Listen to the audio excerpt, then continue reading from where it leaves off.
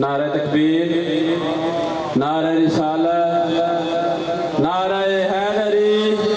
अब आपके सामने खिताब फरमाएंगे जनाब सैयद शबीर हैदर नकवी ऑफ लिया।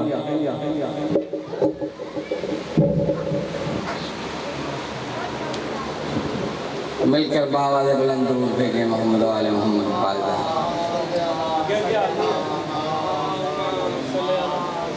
एक मरतबा फिर भी मुअत्तर करें ज़ुबान को दुरूद के साथ।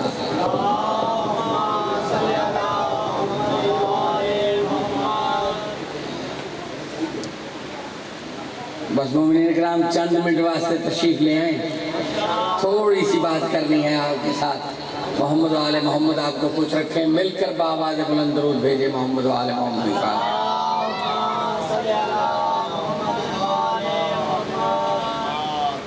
औज़ु बिल्लाहि मिनश शैतानिर रजीम, बिस्मिल्लाहिर रहमानिर रहीम।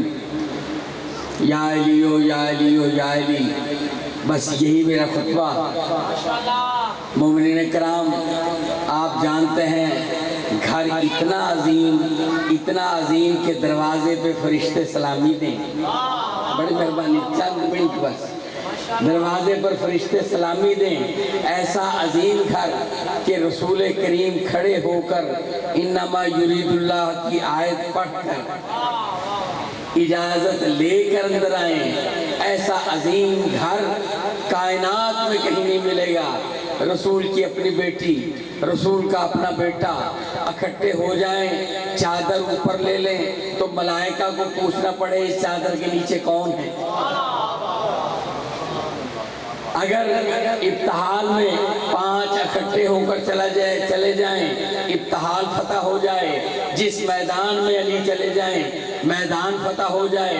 इस्लाम भी फैले, ईमान भी फैले। देने वाला ये पाकीज़ा घर, समझाने वाला ये पाकीज़ा घर। और अंदाज क्या मुसलमानों ने इनके साथ ये की कि न देखा कौन छोटा है, न देखा कौन बड़ा है। छोटों को भी शहीद कर दिया, बड़ों को भी शहीद कर दिया। मोमिनीन किराम ने सिर्फ शहीद किया, प्यासा और भूखा रखा। कभी प्यासे हैं, प्यास 3 दिन की प्यास जो शुरू हुई, ज़ईफ़ भी प्यासे, जवान भी प्यासे, बच्चे भी प्यासे। और वो वक्त आया कि जिन्होंने सब कुछ दिया था, नमाज तक जिन्होंने सिखाई थी, उनको नमाज नहीं पढ़नी।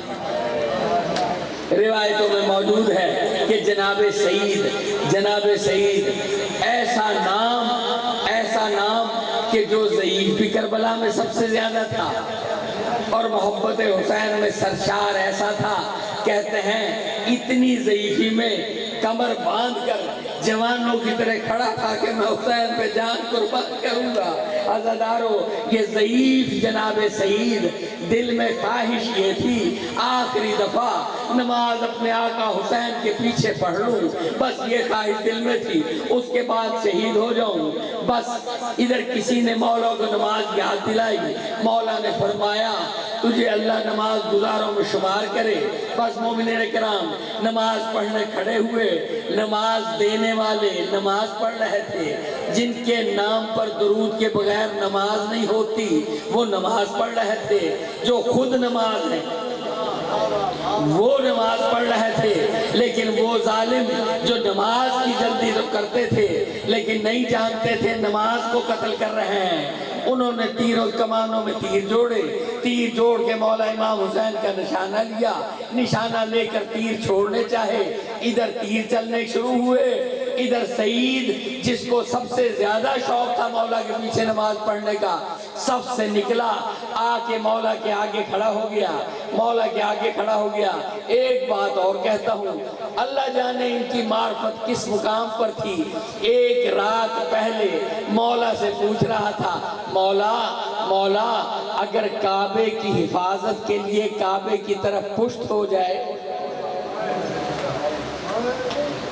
मौला क्या जायज है? बस आके मौला के आगे खड़ा हुआ।